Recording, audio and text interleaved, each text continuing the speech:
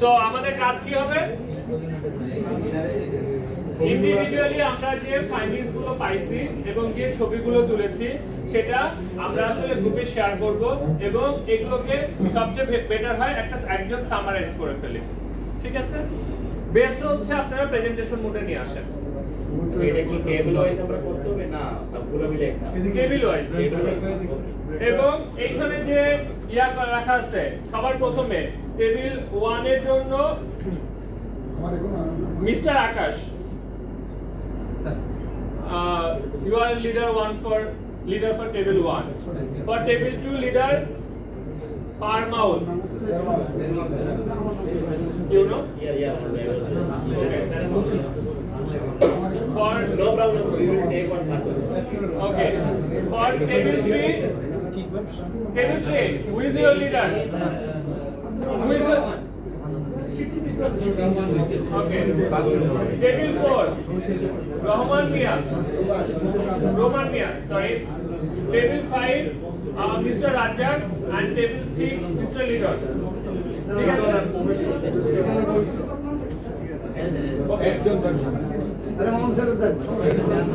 It's okay. লিডারের কাজ হচ্ছে সবগুলোকে সামারাইজ করা। বেটার হচ্ছে আপনি একটা প্রেজেন্টেশনে নিয়ে আসেন। Nothing fancy. কোন জায়গায় আপনারা কোন ফ্লোরে গেছেন, কোন জিনিসটা দেখছেন, পিকচার এবং তার হচ্ছে ডেসক্রিপশন। এই প্রেজেন্টেশন এবং এই লিস্টটা কিন্তু আপনাদের যে হেড আছেন ওনার সাথে আমরা শেয়ার করব পরে। বুঝছেন? ঠিক আছে? আমার জানার মধ্যে টেবিল 1 এন্ড টেবিল 2 কেসে হচ্ছে এই ফ্লোরে। It's level 2। তাহলে এটা পদ্মা না? Padma. Thank you. And table 3 এবং 4 কেসে হচ্ছে লেভেল 4 এ। রাইট? টেবিল 3 টেবিল 4 আপনারা লেভেল 4 এ গেছেন তাই না? Level 4। Jomuna, and you guys are from Gonga, right?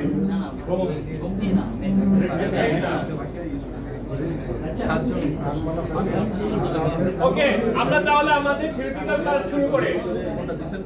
ওকে, সবাই ফোকাস আমার দিকে।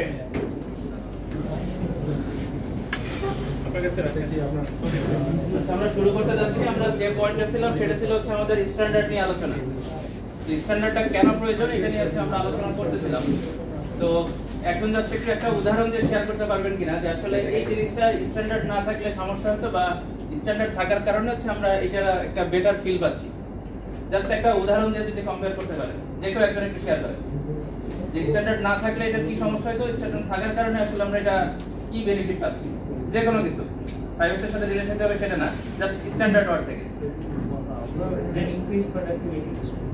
জি কাদের বলবো তোমার স্ট্যান্ডার্ড হওয়ার কারণ হলো আমাদের যেটা চেঞ্জ হচ্ছে স্ট্যান্ডার্ড না হতো তাহলে আমি একটা ট্রাক চাচ্ছি উনি একটা চাই তো এইভাবে মডিফাই করব মানে এটা প্রতিনিয়ত মডিফাই হচ্ছে স্ট্যান্ডার্ড না জি মানে আচ্ছা ঠিক আছে, এখানে জাস্ট যে জিনিসটা বোঝার চেষ্টা করছে যে সে যে কাজটা করতেছে বা যেভাবে গোছানো হচ্ছে এটা যদি স্ট্যান্ডার্ড না থাকে তাহলে প্রতিনিয়ত দেখা যাবে আমরা একজন কাজ করলে ওই জিনিসটা আবার অগোছালো হবে। তাহলে আমরা যেহেতু 5S এর মধ্যে প্রথম পার্টটা কি করে নিয়েছি, শর্ট করে নিয়েছি, দেন হচ্ছে একটা সেট ইন অর্ডার মেইনটেইন করছি।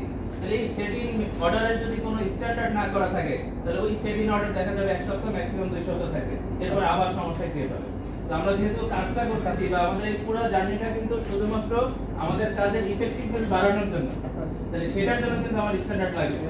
তো বাংলাদেশের জন্য যদি একটা উদাহরণ দেই, যেমন হচ্ছে আমাদের রাস্তায় যেখানে সেখানে আমরা ময়লা ফেলি, আমাদের ময়লা ফেলার কোনো স্ট্যান্ডার্ড প্রসিডিউর কিন্তু ওইভাবে নাই। আবার যদি একটু অন্যভাবে চিন্তা করি, ক্যান্টনমেন্ট এরিয়া অথবা যদি ডিওএস এরিয়া চিন্তা করেন, ওইখানে কিন্তু কেউ ইচ্ছা করেই যেখানে সেখানে ফেলে না। তাই এই যেটা আসলে পার্থক্যটা কি? ক্যান্টনমেন্ট এরিয়াটা হচ্ছে স্ট্যান্ডার্ড, আর এমনিতে যেটা আছে রুরাল এরিয়াটা সেটা আমরা মেইনটেইন করতেছি। ওইটা স্ট্যান্ডার্ড, ওইটা কেন স্ট্যান্ডার্ড হয়েছে বা যেখানে আমরা মেইনটেইন করতেছি না সেখানে কেন স্ট্যান্ডার্ড হচ্ছে? তারা শর্ট মেইনটেইন করছে ফার্স্টে, দেন সেটিং অর্ডার হয়ে গেছে, দেন শাইনিংটা মেইনটেইন করছে। কারণ তারা হ্যাবিচুয়াল অ্যাকচুয়াল যে মানে অ্যানসারটা সেটা কিন্তু চলে আসছে, তারা হ্যাবিটে নিয়ে গেছে। এই 5S এর অ্যাক্টিভিটিটা দিন শেষে একটা হ্যাবিটের অ্যাক্টিভিটি। আমরা ডিসিপ্লিন হইতে ফাইনালি যদি এটাকে হ্যাবিটে কনভার্ট করে ফেলতে পারি, এটাই হচ্ছে আমাদেরকে ফাইনাল জার্নির একটা মানে বেটার রেজাল্টটা দেবে। এখানে আরেকটা উদাহরণ দেই, যেমন হচ্ছে আমরা চিন্তা করি মানে ক্যান্টনমেন্টের বাইরের যে এরিয়াটা আছে, আমার হাতে একটা টিস্যু আছে যে কোনো জায়গায় ফেলে দিলাম, কি টেন্ডেন্সিতে যে আমাদের ক্লিনারটা তো আছে, পৌরসভার যে ক্লিনাররা আছে তারা তো এটাকে পরিষ্কার করবে, তাহলে ওই মাইন্ডসেট থেকে কিন্তু আমরা ওই টিস্যুটা ফেলে দিচ্ছি। তার মানে যদি এটা ওইভাবে চিন্তা করি যে আমি যদি টিস্যু না ফেলি তাহলে ওর কাজ থাকবে না, তাহলে ওকে রাখা হয়েছে এই কাজ করার জন্য, তাহলে আমি টিস্যু ফেলতেছি মনে চিন্তা করতেছি ওর একটা কাজ হচ্ছে, আলটিমেটলি এটা কি কোনো বেটার হয়ে আসতেছে? তাহলে আমরা যদি আমাদের অর্গানাইজেশনের 5S গুলো ইমপ্লিমেন্ট করতে চাই এবং ফাইনালি সাস্টেইন পর্যায়ে বা স্ট্যান্ডার্ড করে সাস্টেইনে নিয়ে আসি, তাহলে কিন্তু সবারই একটু একটু করে ইনভলভ হতে হবে। একটু একটু করে ইনভলভ হলে দিন শেষে কি হবে, ওই যে ক্লিনারটা আছে তার উপরে কিন্তু প্রেসারটা কমে আসবে, তখন কিন্তু দেখা যাবে সে ইজিলি 3 জনের সাথে দেখা করতে পারবে। আমাদের ম্যান পাওয়ার একটা ইস্যু থাকে, সবসময় আমরা বলি যে আমরা 3 জন লাগবে, 5 জন লাগবে, 10 জন লাগবে, কিন্তু দেখা যাচ্ছে সবার একটু একটু কাজ জমে ফাইনালি একজনের উপরে বিশাল একটা বোঝা চলে আসছে। বাংলা একটা প্রবাদ আছে, এটা আমরা অনেকে জানি, উদর পিণ্ডি উদর ঘাট। এই সেম জিনিসটা কিন্তু আমরা আমাদের ওয়ার্ক প্লেসে পাই, একটু মিলানো যাচ্ছে কিনা, যে উদর পিণ্ডি উদর ঘাটে যে বাগধারা বা হচ্ছে প্রবাদ আমরা শিখে আসছি, সেই জিনিসটা কিন্তু বিশেষ করে প্যাকিং লাইনে বেশি দেখা যায়। এবং সারাফলে প্যাকিং লাইনে দীর্ঘদিন কাজ করছি, ওইখানে যেটা দেখা গেছে 3-4টা ডিপার্টমেন্টের ফাইনাল সামারি এসে কি প্যাকিং লাইনে জমা হচ্ছে, তাহলে ওইখানে দেখা যাচ্ছে শুরুতে বিভিন্ন ধরনের প্রবলেম আসতেছে যেটা আসলে অন্য ডিপার্টমেন্টের প্রবলেম, তাহলে ওইখানে এসে কিন্তু এটা ফাইন্ড আউট হচ্ছে, তাহলে এটা কিন্তু আসলে ওইখানে ফাইন্ড আউট হওয়ার কথা ছিল না, তাহলে এখানে কিন্তু এখন প্রেসারটা কি হয়ে গেছে, আগের তুলনায় বেড়ে গেছে। তাহলে আমাদের এই যে স্ট্যান্ডার্ড বা স্ট্যান্ডার্ডাইজ, এখানে আমাকে একটা নির্দিষ্ট, আমরা যদি চিন্তা করি এসওপি আকারে একটা ডকুমেন্ট থাকতে হবে যে এইটার স্ট্যান্ডার্ড এটা, যে কেউ কাজ করলে এই একই স্ট্যান্ডার্ড ফলো করবে। আরেকটা एग्जांपल দিই আপনাদের সুবিধার জন্য, এখানে আমরা 50 থেকে 56 জন আছি, কোনো কারণে এখানে 200 জনের একটা মিটিং হবে, তাহলে টেবিল তো আমরা রাখবো না, টেবিল বাইরে বের করে দিলাম, শুধু চেয়ার। একটু পরে দেখা গেছে সেই 50 জন নিয়ে আরেকটা মিটিং হবে, তাহলে আবার কি মানে ওই সেটআপকে চেঞ্জ করে নতুন করে আবার কি টেবিলের ওরিয়েন্টেশন আনতে হবে। এখন একটু চিন্তা করেন, আগে টেবিল যে পয়েন্টে ছিল, মানে টেবিলের পায়াগুলো যে পয়েন্টে ছিল, পরের বার যখন এটা আনা হবে ওই একই পয়েন্টে কি থাকবে? একটু হলেও উনিশ হবে, আপনি যত অ্যাকুরেটলি চিন্তা করেন না কেন। বাট এটা যদি একদম স্পট আকারে করা থাকে, একদম মার্কিং আকারে করা থাকে, তাহলে এটা কিন্তু ইজিলি ওইখানে এসে জাস্ট শেষ করে দিলেই কাজ শেষ। তাহলে আপনার কোনটা কোন পয়েন্টে থাকবে সেটা যদি আপনি মেন্টালি হচ্ছে ওইটার দিকে ডিরেকশনটা দেওয়া থাকে, তাহলে আপনাকে কিন্তু এক্সট্রা ফোর্স দিতে হবে না মাথায়। আরেকটা উদাহরণ অ্যাড করি, আমি কিছু জাস্ট एग्जांपल দিচ্ছি যাতে আপনাদের সুবিধা হয়। গার্মেন্টসে সাধারণত হচ্ছে কি ম্যান পাওয়ারটা অনেক বেশি লাগে। এখন মনে করেন আপনার কাছে একজন ম্যান পাওয়ার আসছে, সে একটু ডিসেবল পারসন, হয় সে পঙ্গু, অথবা হাতে প্রবলেম আছে, অথবা তার পায়ে একটু প্রবলেম আছে, অথবা সে অন্ধ। 3 ক্যাটাগরি বললাম, হয় তার হাতে প্রবলেম আছে, অথবা তার পায়ে প্রবলেম আছে, অথবা সে অন্ধ। এখন এই মানুষটাকে আপনি কোন সেকশনে কাজে দিবেন বা আদৌ কাজে দিবেন কিনা?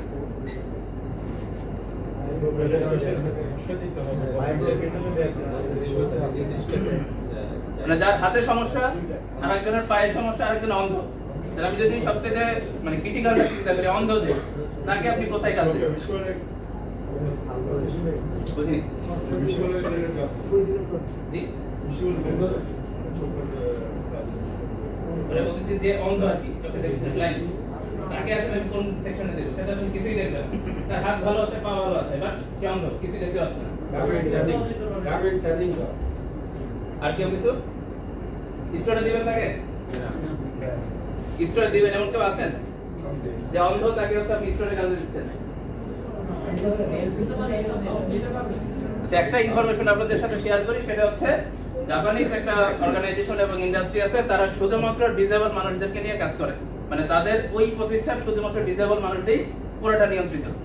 তার হাতে সমস্যা হোক, পায়ের সমস্যা হোক, ইভেন অন্ধ হোক, তাকে দিয়ে তারা পুরো অর্গানাইজেশনটা চালাচ্ছে।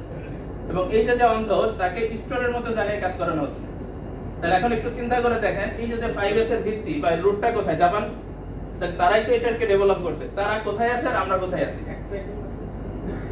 তারা এমন ভাবে ডেভেলপ করে নিছে, পুরো জিনিসটার সেটআপ বা অর্গানাইজেশনটা এতটা স্মুথ করে নিছে যে একজন অন্ধ মানুষ সেই স্টোরের মতো জায়গায় কাজ করতে পারবে।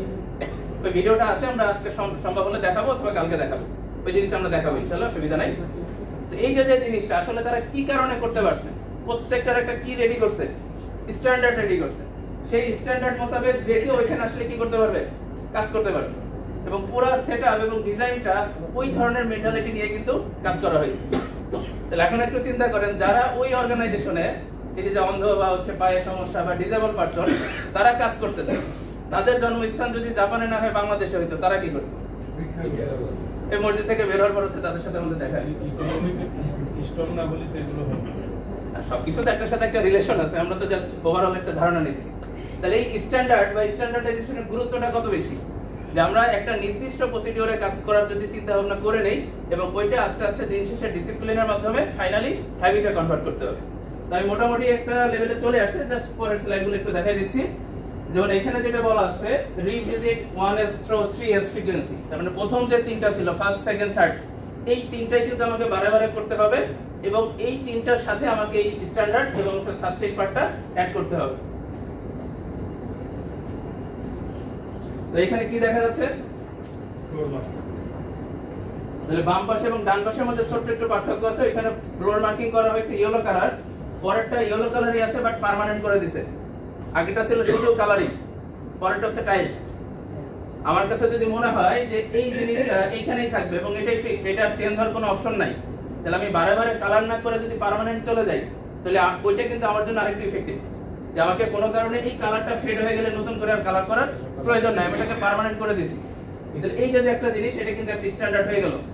ওই যে পার্মানেন্ট ইস্যুটা, ওটা যে কেউ যখন জানবে তখন কিন্তু ওই পার্মানেন্ট ইস্যুটা নিয়েই কাজটা করতে থাকবে। আপনাদের প্রোডাকশন করে এরকম কোন এক্সাম্পল আছে যে পার্মানেন্ট আমি করছি?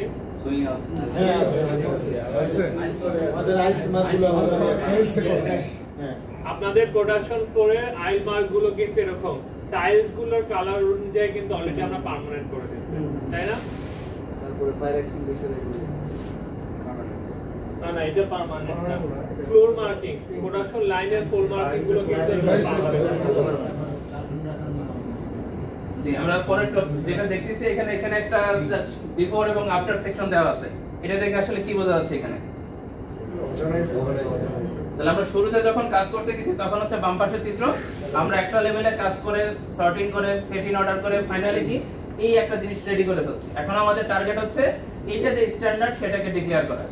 তাহলে এখানে কোথায় কোন মার্কিং করা হয়েছে, কোনটা লেভেলিং করা হয়েছে, সেটা যে স্ট্যান্ডার্ড প্রসিডিউর সেটা সবার সাথে আমাকে কি করতে হবে, ডিক্লেয়ার করতে হবে, বা এটার একটা স্পেশাল ডকুমেন্ট রেডি করে ফেলতে হবে, যাতে এই কাজটা পরবর্তীতে যে করবে সে যাতে ওই ডকুমেন্টটা মেইনটেইন করে কাজটা করে।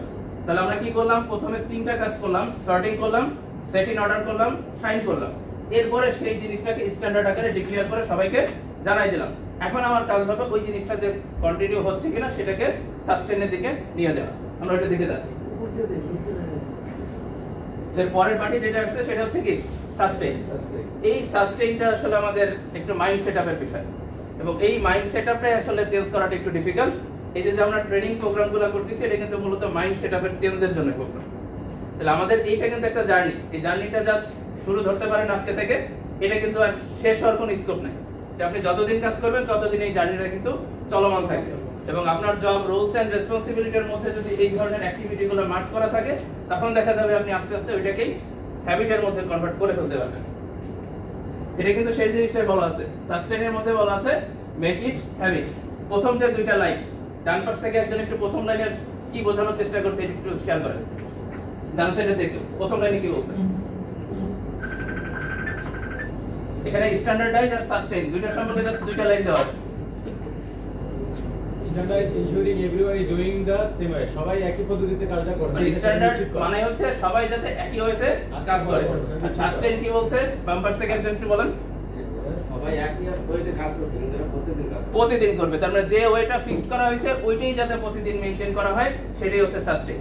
তাহলে আগে কিন্তু আমাকে ওই যে একটা সেম ওয়ে, ওই ওয়েটা কিন্তু আমাদের এই মুহূর্তে নাই। আমাদের এখন ওই ওয়েটাকে ক্রিয়েট করতে হবে, ওই এটা মানে ওয়েটাকে একদম এস্টাবলিশ করে দিতে হবে যে এটাই আমার ফিক্সড ওয়ে। তাহলে আমরা আগে যে ওয়েতে কাজ করতেছি আগে ধরে নিতে হবে এই কাজের কিছুটা ওয়েস্টেজ আছে বা কিছুটা ইনএফিশিয়েন্সি আছে। এখন এই কাজটাকে কমপ্লিটলি বাদ দিয়ে আমরা নতুন একটা ওয়েতে কাজ করব এবং সেই ওয়েটাকে ফাইনালি হচ্ছে আমরা স্ট্যান্ডার্ড হিসেবে ঘোষণা করব এবং পরবর্তীতে ওইটা যাতে প্রত্যেকটা দিনে আমরা ওইটা করতে পারি সেটা আস্তে আস্তে ফাইনালি 3 নম্বরে হ্যাবিটের দিকে নিয়ে যাব। এটাই হচ্ছে মূলত সাস্টেইন। আর সাস্টেইনের জন্য আমাদের কিছু কাজ করতে হয়, কারণ হচ্ছে আমরা তো হিউম্যান, আমাদের আস্তে আস্তে কিছু ক্ষেত্রে মোটিভেশন কমে যায়, স্বাভাবিক। তো এই জিনিসটা ধরে রাখার জন্য কিছু আমাদের অ্যাকশন প্ল্যান নিতে হয়। যেমন প্রথমে অ্যাওয়ারনেসটা ক্রিয়েট করতে হবে। তাহলে এই যে ট্রেনিং প্রোগ্রাম এটা মূলত হচ্ছে কি একটা অ্যাওয়ারনেস ক্রিয়েট করার জন্য। তাহলে আমরা প্রথমেই কাজ হচ্ছে আমাদের অ্যাওয়ারনেসটা ক্রিয়েট করতে হবে। এরপর হচ্ছে টাইম। তাহলে আমাদের এই কাজটা করার জন্য অবশ্যই একটা টাইমের বাউন্ডিং দিয়ে দিতে হবে, বা হচ্ছে একটা টাইম ফ্রেম ঠিক করে রাখতে হবে, বা স্ট্রাকচার একটা টাইম ফ্রেম ডিক্লেয়ার করে দিতে হবে। এই যে পরেরটাই চলে আসছে স্ট্রাকচার। তাহলে আমি যে কাজগুলো করব, কাজগুলো যাতে স্ট্রাকচার হইতে হয়। কারণ আমরা ইন্ডিভিজুয়ালি চাইলে নিজের জায়গায় হয়তো ছোট্ট একটু পরিসরে 5S করতে পারি, কিন্তু ওভারঅল কিন্তু সবার ইনভলভমেন্ট ছাড়া 5S করা পসিবল না। তাহলে আমি এককভাবে কিন্তু এই কাজটা কখনো করতে পারবো না। এটা একটা ইন্টিগ্রেটেড অ্যাপ্রোচ। এক জায়গা হয়তো সামান্য একটু চেঞ্জ হবে, আরেকজনের কারণে দেখা যাবে ওই চেঞ্জটাই পরের দিন নাই, কিন্তু ওভারঅল যদি সবাই মিলে হচ্ছে আমরা চেঞ্জটা করি, তাহলে ওটা সাস্টেইন করার দিকে আমাদের কি হবে, সুবিধাটা হবে। এরপরে বলছে সাপোর্ট। তাহলে এখানে সাপোর্ট আসলে কি বলা আছে, লাস্টের ওয়ার্ডটা যদি আমরা একটু চিন্তা করি, ম্যানেজমেন্ট এবং রিসোর্স। তাহলে রিসোর্স থাকতে হবে, বা রিসোর্স পারসন অথবা ম্যানেজমেন্টের সাপোর্ট থাকতে হবে। এখন আমি যদি নিজে চাই, টপ ম্যানেজমেন্ট বা মিডল ম্যানেজমেন্ট অতটা চাচ্ছে না, তাহলে ওই জিনিস কিন্তু অ্যাচিভ করা সহজ নয়। তাহলে আপনারা যেহেতু এখানে একটা মানে ট্রেনিং প্রোগ্রামের আয়োজন করা হয়েছে, তার মানে আমরা ধরে নিচ্ছি ম্যানেজমেন্টের অবশ্যই কি আছে, আগ্রহ আছে। তাহলে এই যে আগ্রহটা আছে, তার মানে আপনারা অবশ্যই কি একটা সাপোর্ট পাবেন। তাহলে আপনাদের জন্য কিন্তু কাজ করাটা অন্যান্য অর্গানাইজেশনের তুলনায় কি হবে, সহজ হবে। পরের যে পার্টটা, রিওয়ার্ড এন্ড রিকগনিশন। রিওয়ার্ড আর রিকগনিশন এই দুটোর মধ্যে পার্থক্যটা কি, কেউ একটু খেয়াল করতে পারবেন কিনা, যে what is reward and what is recognition? জি, স্বীকৃতি কি টাইপের হইতে পারে? যেমন আমি 5 স্টার করে এখানে একটা পেজ আছে যে লোকটা পারে না, এটা ভালো কাজ কি উৎসাহিত করে, উনি ভালো একটা কাজ ভালো কাজ উৎসাহিত করছে, করে। ওনাকে মানে রিওয়ার্ড মানে বাবা হচ্ছে দাও। আপনাকে ওখানে কিছু টাকা বা পুরস্কারের একটা ইস্যু থাকে, আর বাকিটা হচ্ছে পুরস্কার ছাড়া, টাকার হিসাব ছাড়া, জাস্ট আপনি তাকে হাইলাইট করতেছেন সবার সামনে, এ সবচেয়ে বেশি কাজ করছে বা সবচেয়ে ভালো কাজ করছে। তাহলে এটাই হচ্ছে রিকগনিশন, তাকে রিকগনাইজ করা হলো। আপনি অনেক কাজ করছেন, দিন শেষে আপনার রিকগনাইজ হলো না, তাহলে আপনি কিন্তু আস্তে আস্তে মোটিভেশনটা কি করবেন, হারাই ফেলবেন। আর হারাই ফেললেই যে 5 বছর আস্তে আস্তে হারাই যাবে আস্তে সময়। এবং ফাইনালি কি বলা আছে, স্যাটিসফ্যাকশন। এই স্যাটিসফ্যাকশনটা হচ্ছে ওভারঅল স্যাটিসফ্যাকশন, পুরো অর্গানাইজেশনের স্যাটিসফ্যাকশন। আপনি যখন সকালে প্রথম আপনার হচ্ছে ওয়ার্ক এরিয়াতে আসবেন, তখন সব যদি গোছানো থাকে, আপনার ওই জিনিসটা যদি এনভায়রনমেন্টটা আপনার কাজের ওয়ার্ক ফ্রেন্ডলি থাকে, তাহলে আপনি কিন্তু এসেই একটা বেটার স্যাটিসফাইড বা হচ্ছে নিজের ফিলিংসটা কিন্তু আলাদা হবে। কাজের পরিবেশ যেটা আমরা বলি, এই কাজের পরিবেশ হচ্ছে বিভিন্ন ধরনের ভাবে বা বিভিন্ন ধরনের অ্যাক্টিভিটিতে আমরা এটাকে ইমপ্রুভ করতে পারি। এর মধ্যে 5S টা হচ্ছে একদম নিচের লেভেল। মানে কোনো ওয়ার্কফ্লো যদি আমি ইমপ্রুভ করতে চাই, কোথা থেকে কাজ শুরু করব? এটার অ্যানসার হচ্ছে 5S থেকে আসলে কাজটা শুরু। আমরা অনেকে লিন নিয়ে কাজ করতে চাই, লিনের প্রথম পার্টটাই হচ্ছে 5S, কারণ 5S করার পরেই হচ্ছে আমরা আস্তে আস্তে লিনের বাকি টুলগুলো এটার মধ্যে ইনকর্পোরেট করতে পারবো। আমরা শুরুতে যে নাম্বার গেমটা খেলছিলাম, ওইখানে ফাইনালে যে আমাদের এখানে রেজাল্টটা দেখানো হয়েছিল, ফাইনালি হচ্ছে আগের তুলনায় মাত্র 3% বা 4% সময়ের মধ্যে আমরা করতে পারছি। তাহলে বাকি টাইমটা যেটা আমাদের আগে লাগতো সেটা কিন্তু ওয়েস্টেজ। তাহলে ওই ওয়েস্টেজের প্রেসারটা আসলে দিন শেষে কে ছিল, মানে ভুক্তভোগী কে ছিল? যে কাজ করছে সেই কিন্তু ভুক্তভোগী ছিল। তাহলে ওই জিনিসটা যদি অর্গানাইজ হইতে নিয়ে আসা যায়, তাহলে মেইন বেনিফিটটা কিন্তু সেই আগে পাবে, বাকিরা কিন্তু সেকেন্ড স্টেজে পাবে। আপনার ফলোরে যদি 5S টা ইমপ্লিমেন্ট করা থাকে, মেইন বেনিফিটটা কিন্তু আপনি আগে পাবেন, দেন হচ্ছে বাকিরা পাচ্ছে। তাহলে এই স্যাটিসফ্যাকশন লেভেল কিন্তু আগে আপনার থেকে শুরু হবে, পরবর্তীতে আসলে ওভারঅল অর্গানাইজেশনের সবাই এই স্যাটিসফ্যাকশনের সাথে অ্যালাইন হয়ে যাবে। তো এখানে আসলে যে জিনিসটা বলা আছে যে একটা জোনের লেআউট বা জোন ম্যাপ, এখানে হচ্ছে আমরা একটু ডিক্লেয়ার করি। যেমন আপনারা গ্রুপ ওয়াইজ এখন কি বিভিন্ন সেকশনে গেছেন, তাহলে ওই সেকশনের জোনের যদি ম্যাপটা আপনার ডিক্লেয়ার করা থাকে, তাহলে আপনি ম্যাপ ধরে ধরে ক্রস চেক করতে পারবেন যে এখানে আসলে কোনটা আগে ছিল বা কোনটা থাকার কথা ছিল, কোনটা নাই অথবা কোনটা এক্সট্রা আসছে। তাহলে এই যে জোনের একটা ম্যাপ, এই জোনের ম্যাপটা ক্রিয়েট করা কিছু কিছু ক্ষেত্রে গুরুত্বপূর্ণ, কারণ আপনি ম্যাপ ক্রিয়েট করার মাধ্যমে কিন্তু একটা স্ট্যান্ডার্ড প্রসিডিউর ডিক্লেয়ার করে দিচ্ছেন যে এই পজিশনে এই জিনিসটা থাকবে, ওই পজিশনে ওই জিনিসটাই থাকবে। তাহলে পরবর্তীতে আপনার অবর্তমানে কেউ যদি এসে কাজটা করতে চায়, সে কিন্তু ওই ম্যাপ ধরেই কাজটা করবে, মানে ম্যাপ বা হচ্ছে একটা লেআউট হিসেবে আমরা এটাকে চিন্তা করতে পারি। এখন এই যে জোনের ম্যাপ করা হয়েছে, তাহলে জোন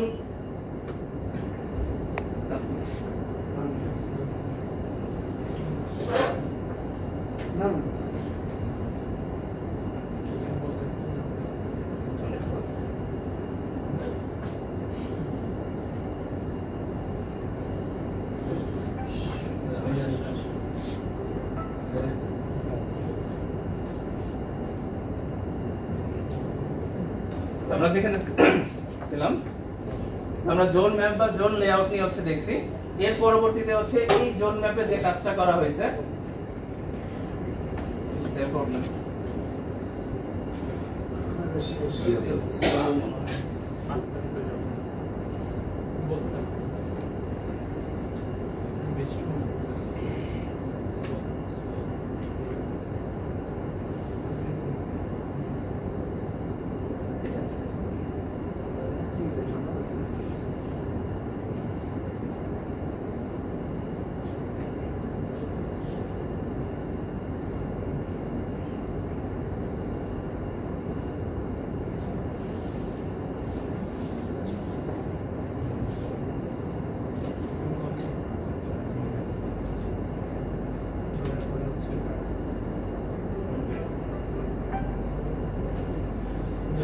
আমরা পরের স্লাইড আসতে একটু আলাপ করে নিই। তো এখানে আমরা যে কাজটা করলাম সেটা হচ্ছে একটা জোনের লেআউটটাকে ডিক্লেয়ার করে ফেললাম।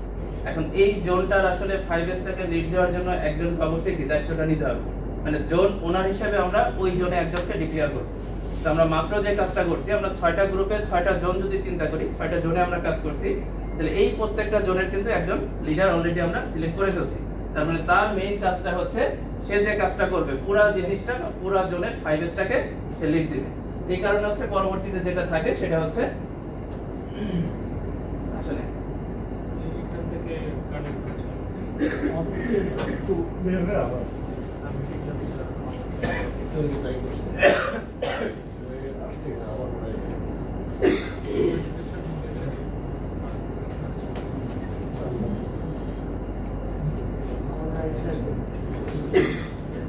সুলতান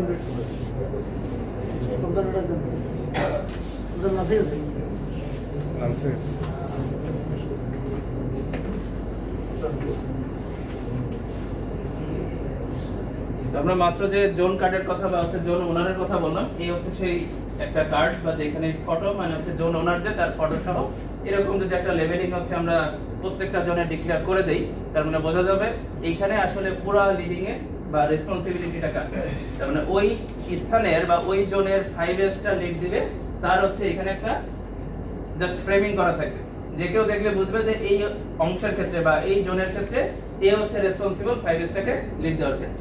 তো আমরা হচ্ছে এখানে যেটা দেখানো হচ্ছে, আমরা শুধুমাত্র কিন্তু ম্যানুফ্যাকচারিং ইউনিট বা আমাদের বিভিন্ন ক্ষেত্রে কিন্তু 5S এর অ্যাপ্লাই করার স্কোপ আছে। আমরা অফিসে আমাদের নিজের ডেস্কেও কিন্তু এই 5Sটা অ্যাপ্লাই করতে পারি, কারণ আমাদের প্রতিদিন যে সমস্ত জিনিস টেবিলে রাখতে হয় বা ওয়ার্ক এরিয়াতে রাখতে হয়, সেগুলোর কিন্তু আমরা সাধারণত নির্দিষ্ট কোনো স্ট্যান্ডার্ড করে রাখি না। এই কারণে দেখা যায় অনেক সময় এক একটা জিনিস এক এক জায়গায় চলে যায়, আমাদের কোনো না কোনো সময় সেটাকে আবার খুঁজে বের করতে হয়। তো এখানে যদি এরকম একটা ফ্রেমিং করে দেওয়া থাকে, তাহলে এইখান থেকে কিন্তু পরবর্তীতে আমরা এটাকে ইজিলি সাস্টেনের দিকে নিয়ে যেতে পারি, কারণ যে কেউ আসলে সে বুঝবে কোথায় ক্যালকুলেটর রাখতে হবে, কোথায় ক্যালেন্ডার রাখতে হবে। প্রত্যেকটা স্লট কিন্তু আলাদা আলাদা ভাবে এখানে ডিক্লেয়ার করে দেওয়া আছে। একটা एग्जांपल দেই, আজকে পড়ে যে প্রত্যেকটা ডেস্কের নিচে আমি এরকম একটা অপশন দেখতেছিলাম, এটা কি সে জানেন?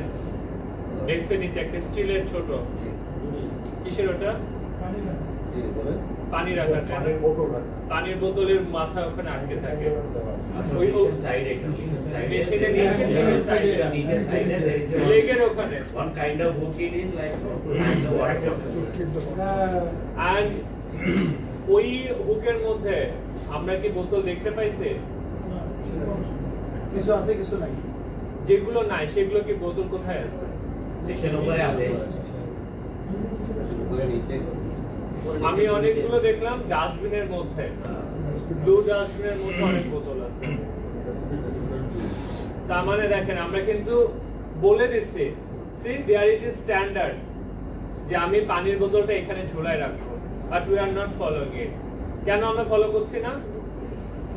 any idea? Because we are not used habit first thing হচ্ছে হ্যাবিট। হ্যাবিট কেন গ্রো হচ্ছে না? first is habit, second is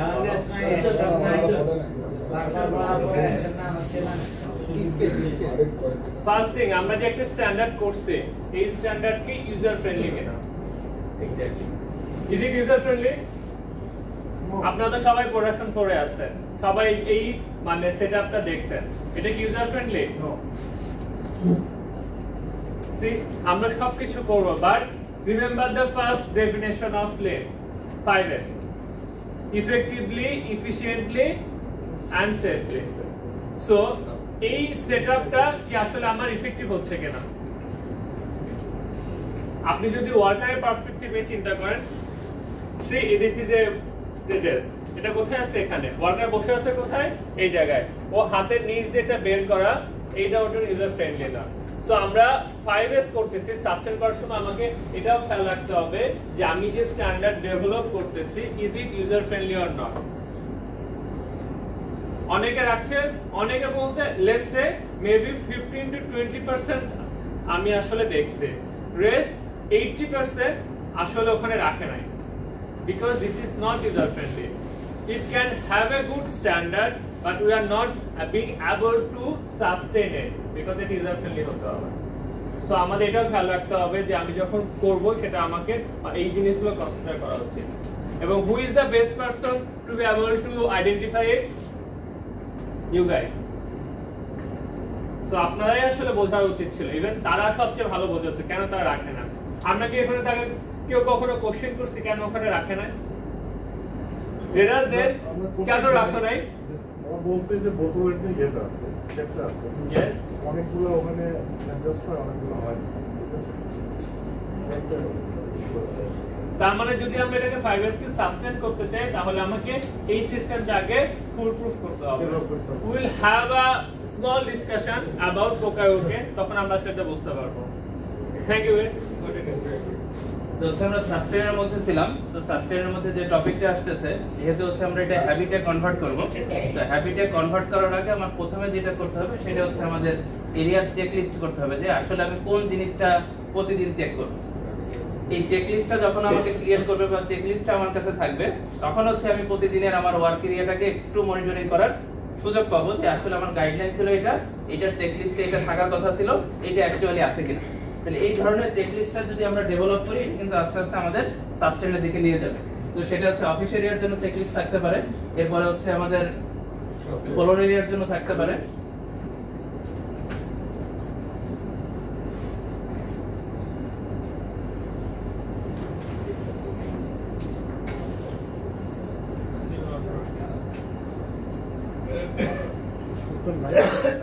লাঞ্চে গেছে সন্ধ্যার নাই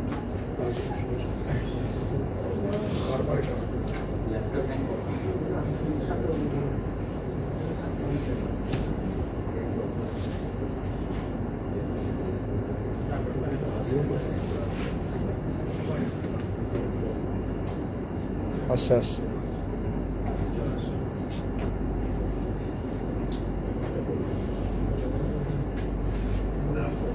তো আমরা যেটা দেখছিলাম যে আমাদের চেকলিস্টগুলো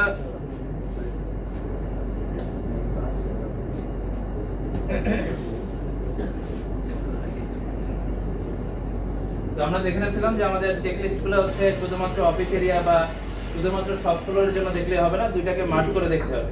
মানে আমাদের ইন্ডিভিজুয়াল চেকলিস্ট থাকতে হবে সব ফ্লোরের জন্য এবং ইন্ডিভিজুয়াল চেকলিস্ট থাকতে হবে আমাদের অফিস এরিয়ার জন্য। এবং এই যে চেকলিস্টটা মেইনটেইন করা হচ্ছে কিনা সেটা মনিটরিং করার জন্য কিন্তু ফাইনালি আমরা একটা 5S অডিট প্রোগ্রাম চালু করি। এই যে অডিট প্রোগ্রামটা, এই অডিটের মাধ্যমে কিন্তু আমার অ্যাকচুয়াল ডাটাটা চলে আসবে যে আসলে আমি অ্যাকচুয়াল কত পার্সেন্ট 5S-টাকে মেইনটেইন করতেছি। তাহলে এই যে অডিট সিস্টেমটা আমরা লিংকটা শেয়ার করে দেব পরবর্তীতে, আমরা আগামীকালকে দেখাবো। জি, আগামীকালকে আমাদের এটা আছে, অসুবিধা নাই। নিচে একটা লাইন বলা আছে, এই জিনিসটা আসলে কি বোঝানোর চেষ্টা করা হয়েছে একটু শেয়ার করুন। অডিট অ্যানাউন্স হইতে হবে। এখন আপনি যদি কালকে অডিট করবেন এটা আগে থেকে বলে বা ডিক্লেয়ার করে যান, তাহলে তারা কিন্তু সুযোগ পেয়ে গেল যে কিছু একটা জিনিস গোছায় রাখা। তাহলে এটা তো ওই সময়ের জন্য প্রযোজ্য না। এই 5S-টা তো শুধুমাত্র অডিট যখন হবে তখন ওই সময়ের জন্য প্রযোজ্য না। 5S-টা আমাকে কন্টিনিউ মনিটরিং করতে হবে। এই কারণে অডিটটা সাধারণত হঠাৎ করে করতে হবে, কেউ জানবে না যে এখন অডিট হচ্ছে। তাহলে ওই সময় যদি আপনি অডিটটা করেন অ্যাকচুয়াল ফ্লোর সিনারিওটা নিয়ে আসতে পারবেন, যেখানে আসলে আপনার অনেক স্কোপ বের হবে নতুন করে কাজ করার। এখন আমরা যদি আগেই ডিক্লেয়ার করে অডিটটা করি তখন দেখা যাবে আসলে আমাদের অ্যাকচুয়াল ইমপ্রুভমেন্ট এরিয়া বা স্কোপগুলো ওইভাবে সামনে আসবে না। তখন আসলে আমাদের 5S-এর এই জার্নিটা কিন্তু একটা সময় এসে একটু স্টাক হয়ে যাবে। এখানে ফাইনাল থট অলরেডি আমরা এগুলা কথা বলে নিছি যে আমাদের ডিসিপ্লিন মেইনটেইন করে ফাইনালি এই জিনিসটাকে হ্যাবিটের মধ্যে কনভার্ট করে ফেলতে হবে। এবং এটা সবার জন্য একটা পার্সোনাল গোল অথবা পার্সোনাল জব রেসপন্সিবিলিটির মধ্যে ফাইনালি ইনকর্পোরেট করে ফেলতে হবে। তো 5S নিয়ে যেহেতু আমাদের কথা হচ্ছে, এটার বেনিফিট একটা লেভেলে তো আমরা বুঝতে পারছি। এরপরে জাস্ট এখানে কিছুটা সামারি দেওয়া আছে যে এখানে অবশ্যই সেফটি রিলেটেড কিছু ইস্যু নিয়ে কাজ করা হয়, মানে 5S নিয়ে কাজ করলে আমার ওয়ার্ক এরিয়ার সেফটিটা কিন্তু ইমপ্রুভ হবে। দেন হচ্ছে কোয়ালিটি, তাহলে আমার এরিয়াটা যদি বেটার হয় ওইখানে আসলে কোয়ালিটিটার উপর একটা কি বিশেষ জোরালো ইফেক্ট আসছে। দেন হচ্ছে প্রোডাক্টিভিটি, তো প্রোডাক্টিভিটি কেন ইনক্রিজ হচ্ছে সেটা কিন্তু আমরা শুরুতেই নাম্বার গেমের মাধ্যমে দেখছি, এবং 5S দিয়েই কিন্তু প্রোডাক্টিভিটি অনেক গুণ বাড়ানো যায়। যেমন আমি একটা এক্সাম্পল দেই, যেহেতু হচ্ছে আরএফএল এর প্যাকিং লাইনে কিছুদিন কাজ করা হয়েছে, তো আমাদেরকে বলে দিয়েছিল যে আমাদের রিজেকশন পার্সেন্টেজ কমাইতে হবে। এই রিজেকশন পার্সেন্টেজ কমানোর টার্গেটে যখন আমরা কাজ শুরু করছি, ফাইনালি দেখা গেছে আমাকে 5S থেকে শুরু করতে হচ্ছে, এবং শুধুমাত্র 5S টাকে একটা লেভেলে মেইনটেইন করে, মানে 100%ও করা যায় নাই, 50 থেকে 60% মেইনটেইন করেই দেখা গেছে আমাদের যে রিজেকশন পার্সেন্টেজের টার্গেট দেওয়া ছিল যে এতটুকু কমাইতে হবে, তার প্রায় কাছাকাছি চলে গেছে।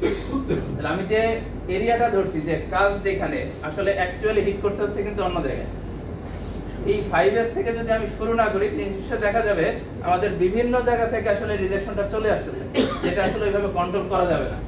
আর এটা যদি আমরা করতে পারি, দিন শেষে কিন্তু প্রোডাক্টিভিটি ইনক্রিজ হবে, আর প্রোডাক্টিভিটি বাড়লে কস্ট অটোমেটিক্যালি কি কমে আসবে। তো এই দুইটার সাথে ইজিলি একটা কি আছে, রিলেশন আছে, বোঝা যাচ্ছে। আর ফাইনালি যেটা আমরা জানি, এখানে একটা ডিসিপ্লিন বা অর্গানাইজ হইতে আমরা করতে পারি, তাহলে দেখা যাবে নিজেদের মধ্যে একটা ইউনিটি বেটার গ্রো করবে। তো এই জিনিসগুলো অলরেডি হচ্ছে আমরা আলোচনা করে ফেলছি। এখানে ইমপ্লিমেন্টেশন আসলে প্রজেক্টের কিছু স্যাম্পল দেওয়া আছে, যে আমরা রিসেন্ট যেখানে কাজ করতেছিলাম পেট্রোম্যাক্স, তো ওদের এখানে যে একটা জার্নি হিসেবে শুরু হয়েছে, এটা কিন্তু একদিনের জার্নি না, এটা আমরা সম্ভবত 6 মাসের 6 মান্থের একটা হচ্ছে জার্নি। তাহলে এখানে শুরুতে তাদেরকে ট্রেনিং দেওয়া হয়েছে, এরপরে আপনাদের মধ্যে গ্রুপিং করে ভাগ করে বিভিন্ন জোন ডিক্লেয়ার করা হয়েছে, ওই জোন ওনারদেরকে ফাইনালি রেসপন্সিবল করা হয়েছে একটা জিনিস ইমপ্রুভ করে ফাইনালি সেটাকে সাস্টেইনে নিয়ে যেতে। তো এখানে জাস্ট এই স্যাম্পলগুলো জাস্ট দেখানো আছে। এখানে সেই 6 মাসের জার্নি প্ল্যানটা দেওয়া আছে, যে 5S এর জার্নি প্ল্যানটা আসলে কিভাবে হওয়া উচিত। তো ফাইনালি এখানে যে জিনিসটা দেওয়া আছে, 5S রিলেটেড আমরা কিন্তু KPI নিতে পারি, এবং সেইগুলোকে কিভাবে মেজার করা যায় এবং সেটার ফাইনাল অবজেক্টিভ বা টার্গেট কি হবে সেইগুলো জাস্ট এখানে দেওয়া আছে। এটা জাস্ট আমরা একটু দেখে নিব।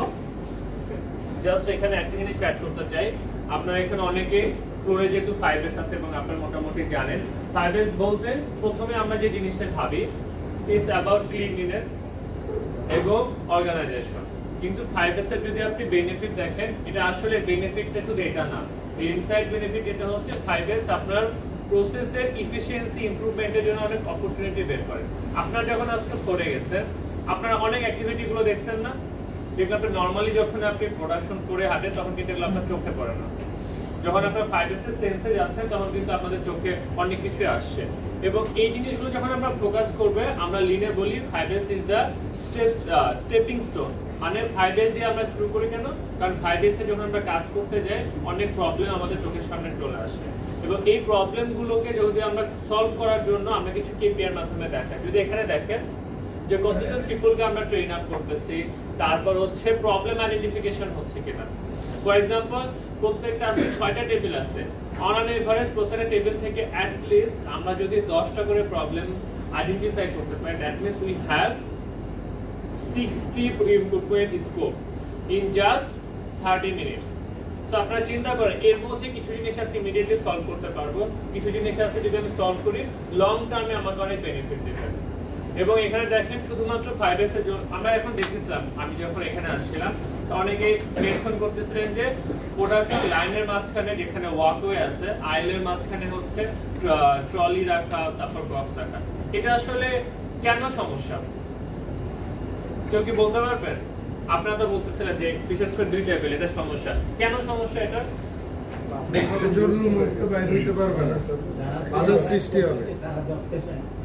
আল্লাহ না করুক এখানে কোনো একটা ফায়ার ইনসিডেন্ট যখন হবে, এই হচ্ছে ব্লকিং গুলোই তখন আমাদের অ্যাক্সিডেন্টটা আসলে বাড়ায় দেবে। দেখা যাবে যে পিপল যখন বের হতে যাবে এগুলোতে তারা বাধাপ্রাপ্ত হবে।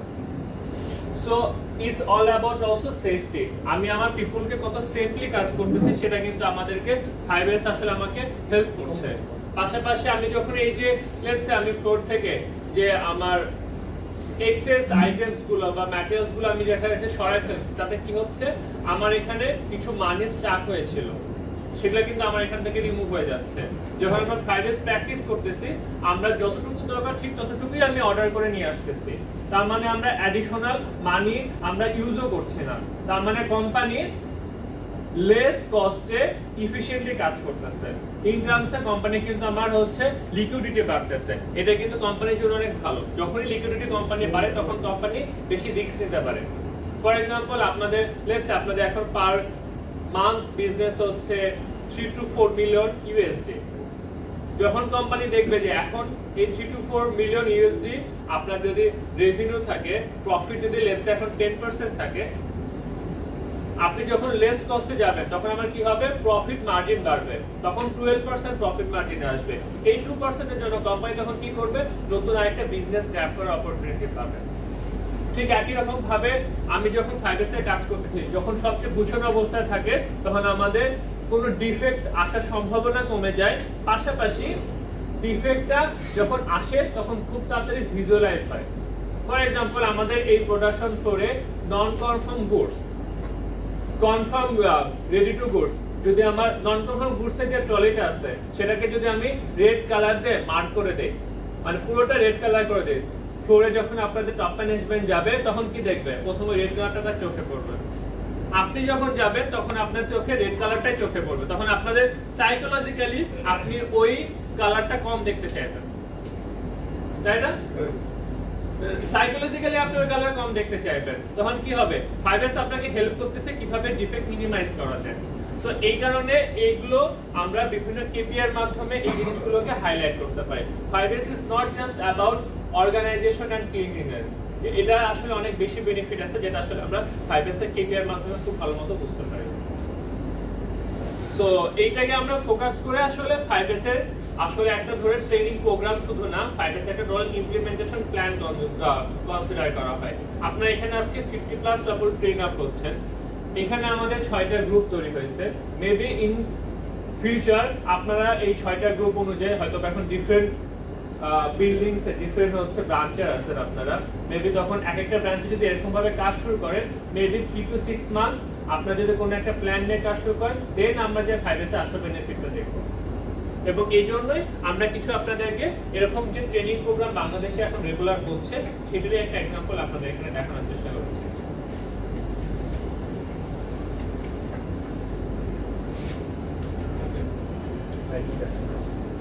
সাইডটা আসছে তখন হচ্ছে ডিলে আসছে, সেজন্য আমি নরমাল লিখে দিই।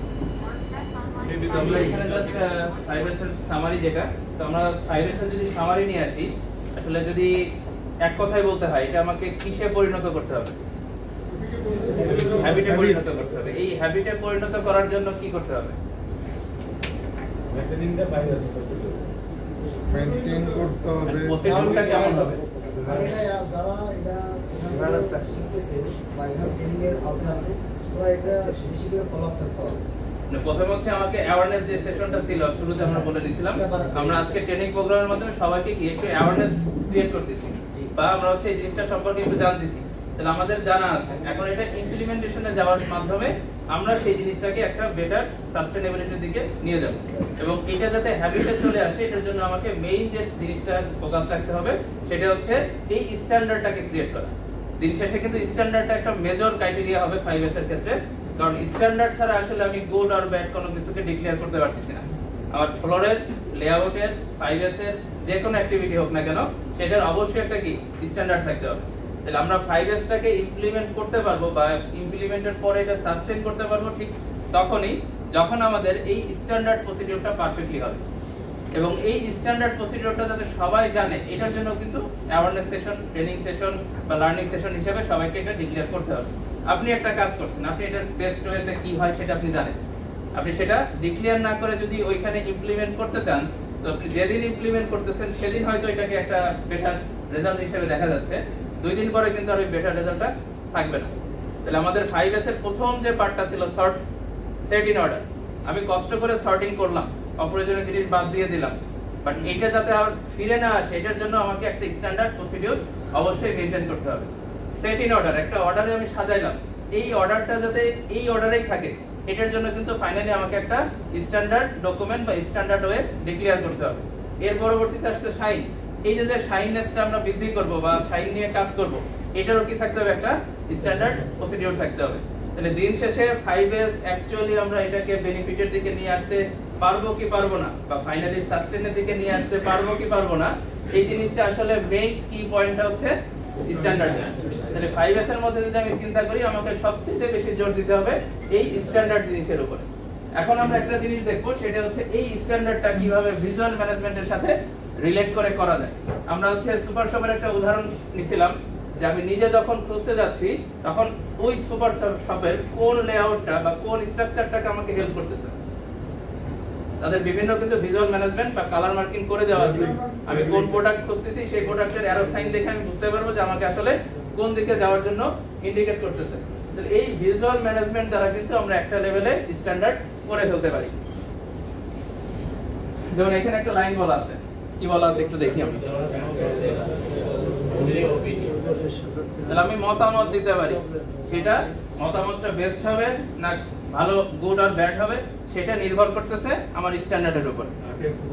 তাহলে স্ট্যান্ডার্ড যদি না থাকে আসলে ওইটা ভালো বলা যাবে না, খারাপও বলা যাবে না। যে কারো বডি টেম্পারেচার বৃদ্ধি পাইছে, এখন এটাকে আমি জ্বর আসছে হিসেবে ডিক্লেয়ার করব কি করব না, সেটার তো অবশ্যই একটা স্ট্যান্ডার্ড আছে। নরমালি আমরা কি ধরে নিই, 100 প্লাস হলে তার জ্বর আসছে। এখন মনে করেন এটা ডিক্লেয়ার করা নাই, আপনার জ্বর হইছে, এটা আমি বুঝবো কিভাবে? আপনার 104 আছে বা 103 আছে, যদি আমরা ধরে নিই যে 100টা ডিক্লেয়ার করা নাই, তাহলে আপনিই বলতে পারবেন না কিন্তু যে আমার অ্যাকচুয়ালি কি জ্বর আছে। তাহলে আমাকে অবশ্যই স্ট্যান্ডার্ড রেসপেক্টে বলতে হবে। এখানে কিছু সিম্বল দেওয়া আছে, এটা দেখে আসলে কি বোঝা যায়? Information, copy, recycle, servicing, traffic light. তাহলে এই যে প্রত্যেকটা চিত্র আপনারা কিন্তু ডেফিনিশন বলে দিবেন, এখানে কিন্তু লেখা নেই না, বা হচ্ছে এখানে আমি বলিও নি। তাহলে জাস্ট একটা সিম্বল দিয়ে কিন্তু আসলে এখানে কি করতে হবে বা কি ধরনের জিনিস আছে বা এখানে অ্যাকচুয়ালি কি ঘটনা ঘটতেছে বা কি অ্যাক্টিভিটি হচ্ছে, সেটা কিন্তু আমি ভিজুয়ালি সবার সামনে কি রিপ্রেজেন্ট করতে পারি। তাহলে 5S টাকে বেটার একটা ওয়েতে রেজাল্টের দিকে নিয়ে আসার জন্য এই ভিজুয়াল ম্যানেজমেন্টটা আমাকে মাথার মধ্যে রাখতে হবে। যখন আমি সর্টিং করব, যখন আমি সেট ইন অর্ডার করব, যখন আমি সাইন করব, এই তিনটা জিনিসের সাথে এই ভিজুয়াল ম্যানেজমেন্টটাকে আমাকে রিলেট করে নিতে হবে। এখানে জাস্ট বিভিন্ন টাইপ আছে, আমরা একটু জাস্ট অ্যাকচুয়ালি দিয়ে দেখতেছি। এখানে একটা एग्जांपल আছে, কি দেখানো হচ্ছে আর একটু ইলাবোরেট যদি একটু চিন্তা করি।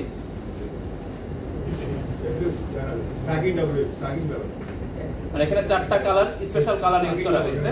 এই কালার দ্বারা কিন্তু আমাকে একটা লেভেলের ইনফরমেশন দিচ্ছে যে আমার বর্তমান প্রসেসটা কেমন অবস্থায় আছে বা বর্তমান কন্ডিশনটা কি।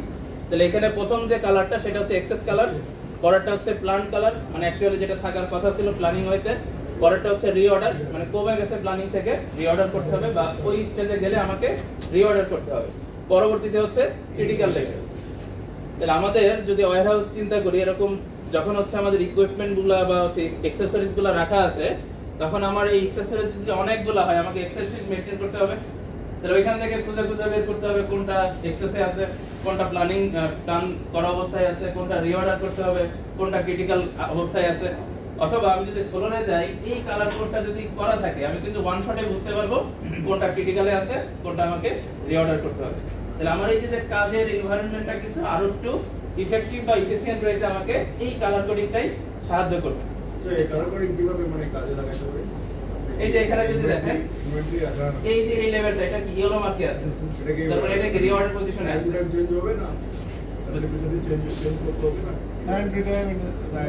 It actually depends. Since it's a paint, so এটা আসলে ডিপেন্ড করে। যদি আমি কোনো একটা লাইন আমার সারা বছর চলে, থাকে না আপনাদের কোনো ফিক্স লাইন থাকে যে আমি এই বারের জন্য সারা বছর এই লাইন চালাবো, সেইটার জন্য মেবি আপনি এটা ফিক্স করতে পারেন যে হচ্ছে আমি কোন লেভেল পর্যন্ত। If it's critical, that means আমার লাইনে, এটা বেসিক্যালি লাইনের শুরুতে আমরা করি, যেটা করি হচ্ছে কানবান করি না, সো কানবানের একটা হচ্ছে মেইন এটা। সো এইখানে হচ্ছে এটা ভিজুয়াল সাইড যে কখন আমাকে অর্ডার করতে হবে। সো যখন আমার থাকবে, গ্রিন থাকবে, দ্যাট মিন্স আমার ঠিক আছে। যখন এটা ব্লু ক্রস করে উপরে চলে যাবে, তার মানে আমার কাছে এক্সেস ম্যাটেরিয়াল আছে, যে ম্যাটেরিয়ালটা মেবি আমার এখন প্রয়োজন নাই, 2-3 পরে লাগবে, বাট এখন আমার জন্য এক্সেস। এই এক্সেস ম্যাটেরিয়ালটা কোথায় থাকা উচিত? সেন্ট্রাল স্টোরে বা অ্যাকসেসরি স্টোরে, ঠিক আছে? আমার কাছ থেকে যখন আস্তে আস্তে লাইনে শুরুতে থাকবে, প্রোডাকশন চলতে থাকবে, যখন এটা ইউরোতে চলে আসবে তখনই আমি ডিপোজিশন প্লেস করব, এবং এটা তখন যখন আমার রেডি হবে তখন বোঝা যাবে যে আমার কোনো ডিলে আছে যে কারণে আসতেছে না। এই যে লেন্থটা, এটা ডিপেন্ড করে আপনি যে রিকুইজিশন প্রেস করছেন এবং আপনি গুডসটা পাচ্ছেন এটা টাইম লাইনের উপরে। কেন? কারণ মেবি আপনি রিকুইজিশন প্রেস করছেন, আপনি 3 আওয়ার্স লাগবে, আপনার কারেন্ট প্রোডাকশন ফ্লোরের স্পিড অনুযায়ী 3 আওয়ার্সে আসলে কোন লেভেলে আমরা থাকতেছি। So this varies depend on your production flow, on the line efficiency and also how you are producing.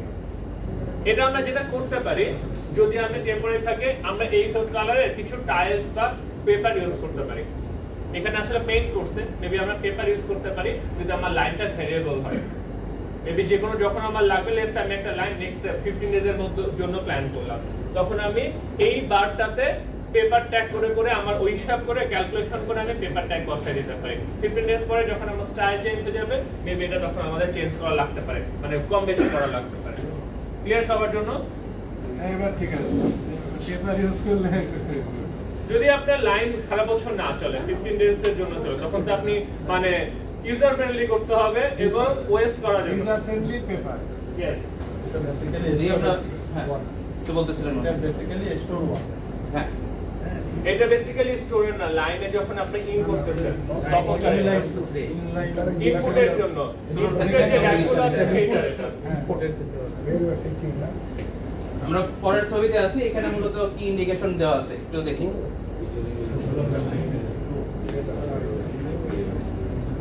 বাম পাশের চিত্রে 3টা লাইন আছে, এই লাইনের উপর একটা মার্কিং করে দেওয়া আছে।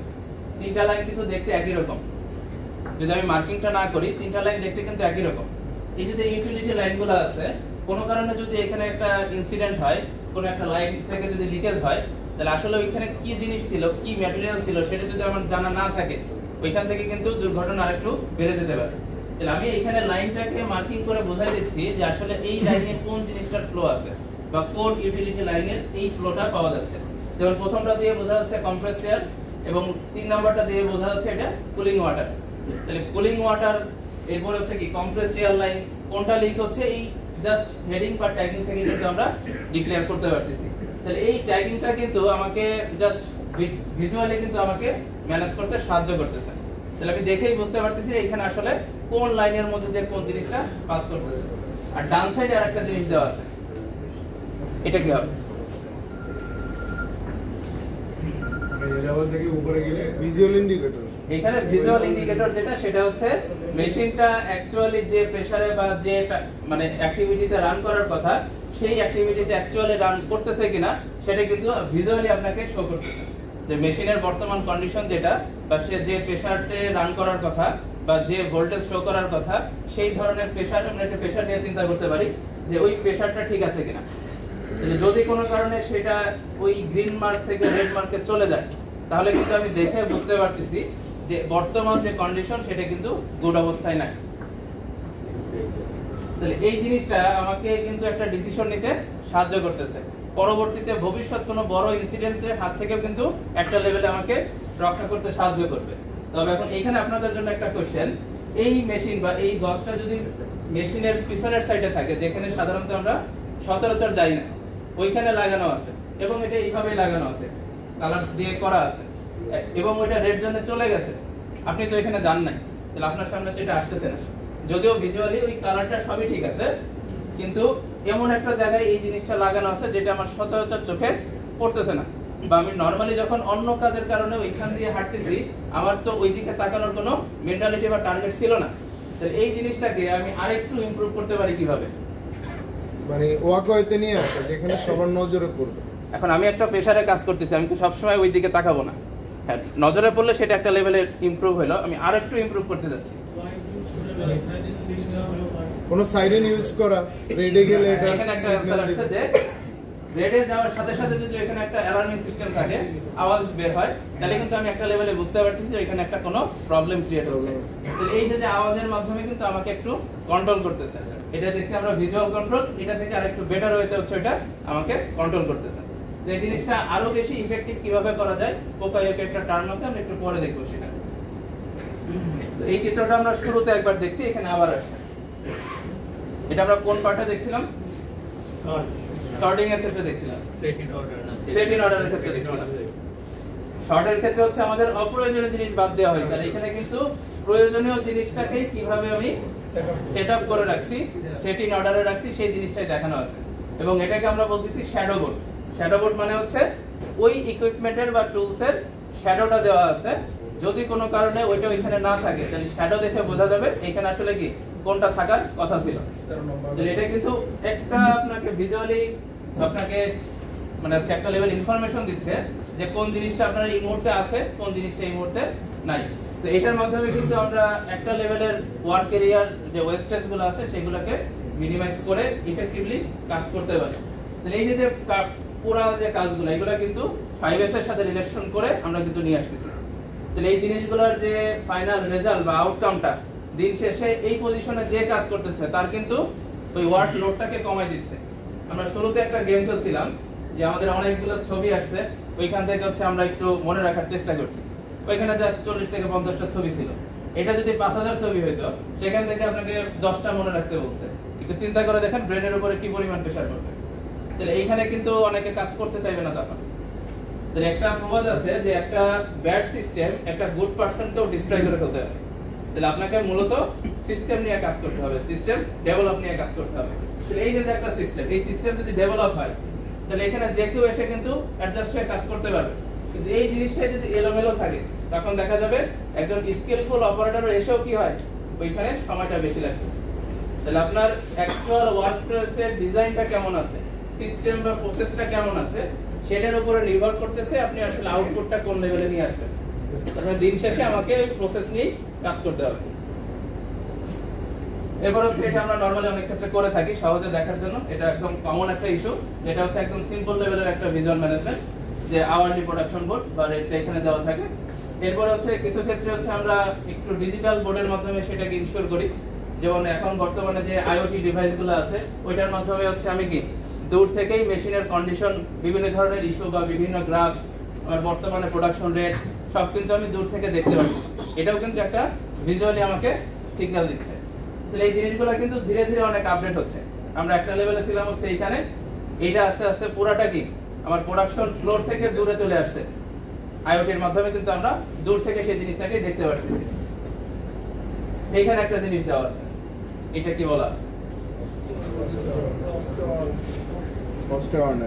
আমরা কাজের ক্ষেত্রে বিভিন্ন সময় বিভিন্ন ধরনের কনজিউমেবল আইটেম ইউজ করি, যেটা হচ্ছে আমাদের ফ্যাক্টরি থেকে বা হচ্ছে অর্গানাইজেশন থেকে দেওয়া হয়।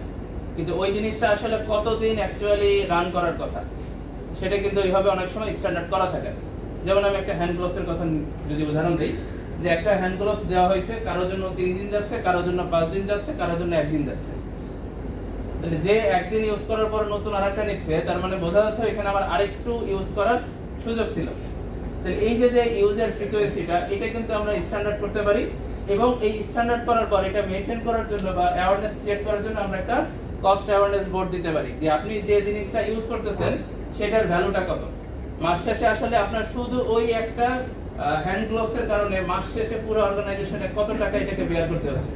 এই জিনিস যখন হচ্ছে এখানে আপনার ট্যাগিং করা থাকবে, তাহলে যে কেউ যখন দেখবে তার কিছুটা হলেও একটু মাইন্ডে লাগবে যে আমি যে কাজটা করতেছি এটার কারণে এত টাকা ওয়েস্টেজ হয়ে যাচ্ছে। তাহলে এটা আমি জাস্ট তাকে ভিজুয়ালি একটু কন্ট্রোল করতেছি একটা কস্ট অ্যাওয়ারনেস বোর্ড, যে আমরা যে ইকুইপমেন্ট বা এক্সট্রা অ্যাক্সেসরিজ ইউজ করতেছি অথবা হচ্ছে কনজিউমেবল আইটেম ইউজ করতেছি, তাদের যাতে হচ্ছে ওই কস্টের ডেফিনেশন বা ডিক্লারেশন এখানে দেওয়া থাকে। তো আমরা শুরুতে আপনাদের থেকে একটা ফিডব্যাক নিয়েছিলাম, ওইটার রেজাল্ট এখানে দেওয়া থাকে।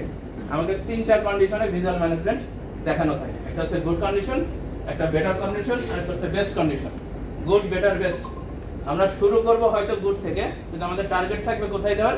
বেস্টে যাবে। তাহলে এখানে একটা জাস্ট আমাকে গাইডলাইন দিচ্ছে যে আমাকে এই যে একটা মিটার দেওয়া আছে তার সামনে জাস্ট কত থেকে কত থাকা উচিত এটা লিখে দিচ্ছে। তাহলে আমাকে ওইখানে গিয়ে চেক করতে হবে যে কাঁটাটা কোথায় আছে, ওইটা রেঞ্জের মধ্যে আছে কিনা। ওই রেঞ্জটা আমাকে জানা থাকতে হবে।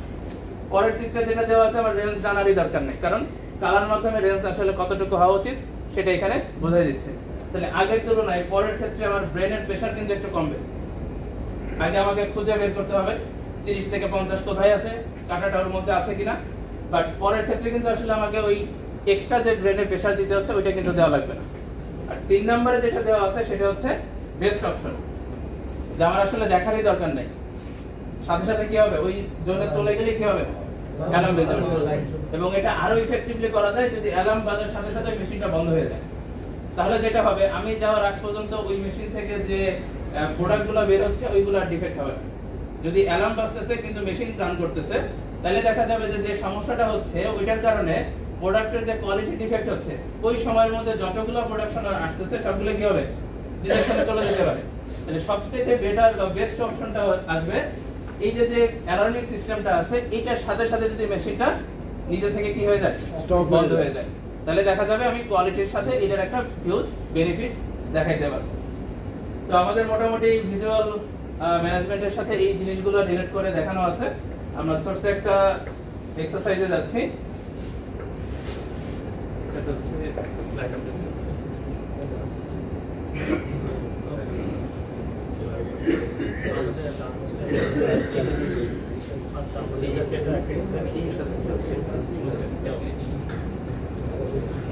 তো আমরা এখন একটা এক্সারসাইজ করব। আমাদের পরের স্লাইডে একটা লাইন আসবে, একটা লেখা থাকবে ইংলিশে কিছু, ওইখানে অনেকগুলা এফ রিলেটেড অ্যালফাবেট আছে। ওই লাইনের মধ্যে কতগুলা এফ আছে সেটা আপনাকে খুঁজে বের করতে হবে। এই লেখাটা একটা সময় আসবে, কিছু সময় পর আবার চলে যাবে।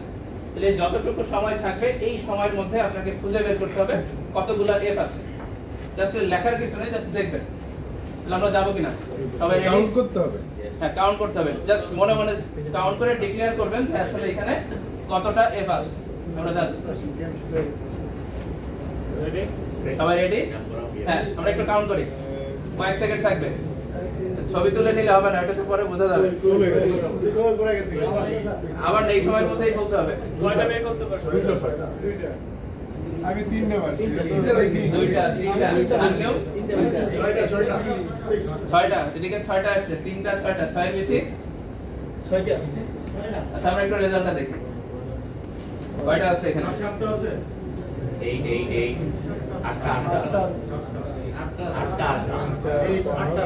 তাহলে এই যে 8টা বের করছেন কতক্ষণ লাগছে, আর আগে 6টা বের করছেন কতক্ষণ লাগছে?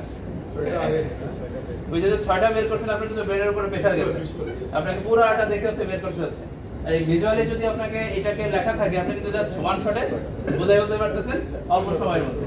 আচ্ছা, আমরা প্রোডাকশন ফ্লোরে গেছি। প্রোডাকশন ফ্লোরে আপনার রেডি টু ডেলিভার গুডস এগুলো কি মার্কিং করা আছে? ট্রলি যেগুলো কোনো মার্কিং করা আছে? কোয়ালিটি ডিফেক্ট কোনো মার্কিং করা আছে? আছে আছে কোয়ালিটি ডিফেক্ট আছে। ডব্লিউআইপি মার্কিং করা আছে? তাহলে আপনাদের লাইনে যদি কোনো একটা ট্রলি থাকে এটা কি গুড নাকি ডব্লিউআইপি আপনারা বুঝেন কিভাবে? আমরা ভিজুয়ালি দেখি। ভিজুয়ালি কিভাবে দেখেন? মানে একটা লিমিট জায়গায় রাখা যাবে তারপরে তার মানে এই যে দেখেন মাল জমে আছে, that means everything you see creates a job for you. আমাদের গভর্নমেন্ট কিন্তু লিস্ট আছে এবং একটা ট্রলি আছে, এই ট্রলিটা ফিনিশ গুডস এর নাকি ডব্লিউআইপি নাকি এটা আসলে কোনো একটা জায়গায় দেখতেছিলাম যে মেবি অডি বা বায়ারের কাছে পাঠানোর জন্য কিছু আছে, this is not ready to deliver, এরকম কিছু কিছু আছে। সো মানে এই জিনিসগুলো যদি আপনাদের আইডেন্টিফাই না করা থাকে জাস্ট লাইক হেয়ার অল, তো পরে আপনি যখনই কোনো ট্রলি দেখবেন আপনার ব্রেনকে সাবকনশিয়াসলি একটা কাজ করতে হচ্ছে। সো এরকম যদি চিন্তা করেন আপনাদের আইডেন্টিফিকেশন করা নাই, এরকম করে আপনারা স্ট্যান্ডার্ডাইজ করেন নাই, ভিজুয়ালি এগুলোকে ম্যানেজ করেন না, that means everything you see সেটা আপনাকে একটা করে কাজ দিচ্ছে। সো আমাদের মেইনলি কিন্তু এটা একটা ইম্পর্টেন্ট থিং। যখনই এরকম করে চলতে থাকবে একটা সময় মেবি আপনি কোনো কোনো জিনিস মিস করবেন, because you are human. Human তো রোবট না যে সবগুলো 100% সময় রাইট থাকবে, কখনো কখনো আপনাকে সেটা মিস করতে পারে। এবং এটা তো আপনারা রেগুলার কাজ করতেছেন, আপনাদের প্রোডাকশন ফ্লোরে কি নতুন লোক আছে না, টার্নওভার হচ্ছে, নতুন জন আসছে, তাদের জন্য দেখেন এটা ভেরি ডিফিকাল্ট। এখন একটা নতুন ওয়ার্কার আসছে বা অপারেটর আসছে, তাকে আপনি যত ফাস্টার কাজে অনবোর্ড করতে পারবেন তত আপনার কোম্পানির জন্য ভ্যালু অ্যাডিং। সো আপনি এরকম যত ওয়ার্ক অ্যাক্টিভিটি আপনি আপনার ভিজুয়ালি ক্রিয়েট করে রাখছেন একজন ওয়ার্কারের জন্য, এগুলোকে অ্যাডাপ্ট করতে কিন্তু বেশি সময় লাগছে। সো এগুলো কিন্তু ইন্ট্রিনজিক ভ্যালু আছে যে আপনি ওয়ার্কারকে মেবি এখন 15 দিনে অনবোর্ড করতেছেন, তখন হয়তো এই অ্যাক্টিভিটি কমালে একদিন আগে আপনি অনবোর্ড করতে পারবেন। সো একদিনে তার productivity improvement is a value addition for it. So এইভাবে আমাদের কাছে প্রোডাকশন ফ্লো চিন্তা করতে হবে যে ভিজুয়ালি আমি দেখে কত তাড়াতাড়ি আমি আইডেন্টিফাই করতে পারবো, রেদার দেন আমি আমার ব্রেন খাটাবো। ঠিক আছে? আচ্ছা সবাই সাহেব সবাইকে নিয়ে পোস্ট করে হ্যাঁ লাঞ্চ ব্রেক 3টা পর্যন্ত 3টা আমরা 1 ঘন্টা লাঞ্চ ব্রেক সাহেব সবাইকে নিয়ে সুন্দর করে